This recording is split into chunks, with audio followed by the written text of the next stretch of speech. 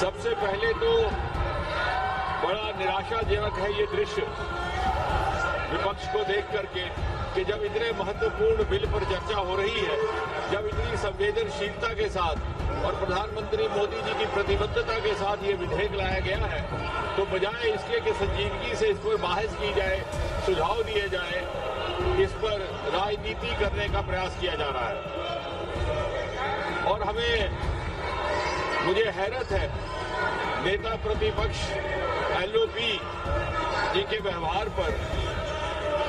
उन्होंने जिन अपशब्दों का इस्तेमाल किया वो अनपार्लियामेंट्री तो है ही है, बल्कि इतना अनपार्लियामेंट्री एक्सप्रेशन है वो, मैं अपने बुक से नहीं बोलूंगा, कि यदि कोई व्यक्ति या माननीय सदस्य अपने आप को भी इडियट समझे तो वो नहीं कह सकता, सदन के बाहर जाकर के कह सकता है, उसमें नहीं कह सकता। मुझे हैरत है कि नेता प्रतिपक्ष जिनका एक रुतबा रहता है उनको ये बेसिक पार्लियामेंट्री नॉर्म्स की जानकारी नहीं। माननीय प्रियंका गांधी जी ने एक बड़ी रोचक बात की और ये सुनने लायक है। उनका कहना है कि 152 बार पेपर लीक हुआ। ये आंकड़ा कहां से मिला कोई प्रमाणित नहीं, कोई ऑथेंटिकेशन नहीं।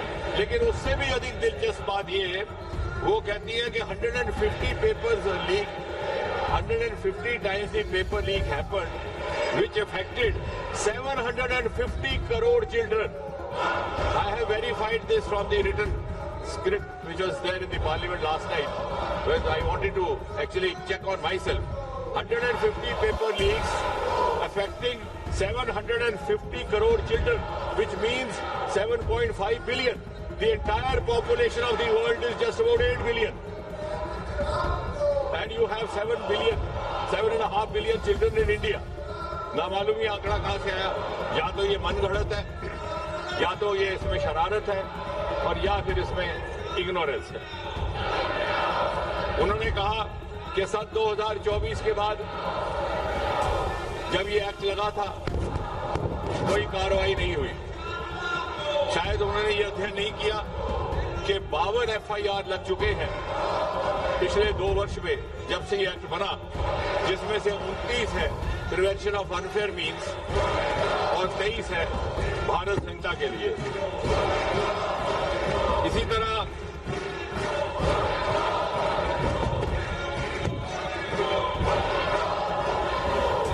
वेणुगोपाल जी ने कहा कि हमने स्कूल बंद कर दिए।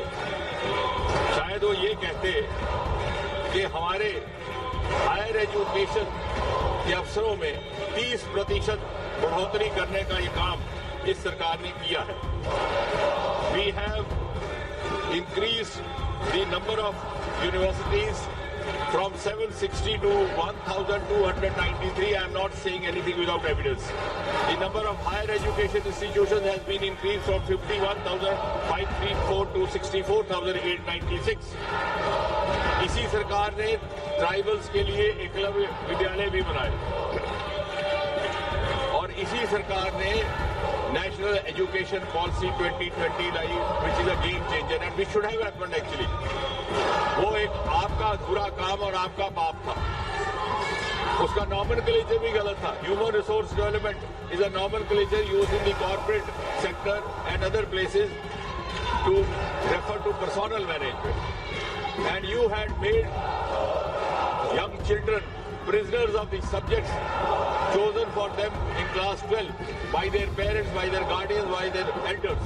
NEP 2020 has liberated our adolescent children from these subjects that they took up for class 12 and given them an aptitudinal freedom. अर्थात यदि कोई माता पिता अपने बच्चे को 12वीं कक्षा में 12वीं जमात में मेडिकल के सब्जेक्ट चुनने के लिए इसलिए हिदायत देते हैं कि उन्हें ये उम्मीद होती है कि वो आगे चल करके डॉक्टर बने और किसी कारण वो नहीं बन पाता, तो पिछले जैसे हालात नहीं कि वो BSc भी उन्हीं सब स्कूल में करेगा, MSc भी उसी सब्जेक्ट में करेगा, PhD भी उसी सब्जेक्ट में करेगा, ना चाहते हुए भी ही becomes prisoner of the subjects. There we have entry exit. अगर वो डॉक्टर नहीं बना और उस डॉक्टर बने बगैर वो सब्जेक्ट्स को आगे अध्ययन जारी नहीं रखना चाहता, तो वो लिटरेचर में जा सकता है, मैथमेटिक्स में जा सकता है। There is a democratization of higher education across the country. हमारे एक माननीय सदस्य कह रहे थे शुरू में तो ये उस आंदोलन के साथ जुड़ने में गुरेज कर रहे थे, इन्हें लगा कि आम आदमी पार्टी का आंदोलन है, लेकिन जब आंदोलन इन्हें लगा कि उठने लगा तो इन्हें जो माननीय सदस्य कल कह रहे थे जेन ज़ी की जबान में MIA हो गया।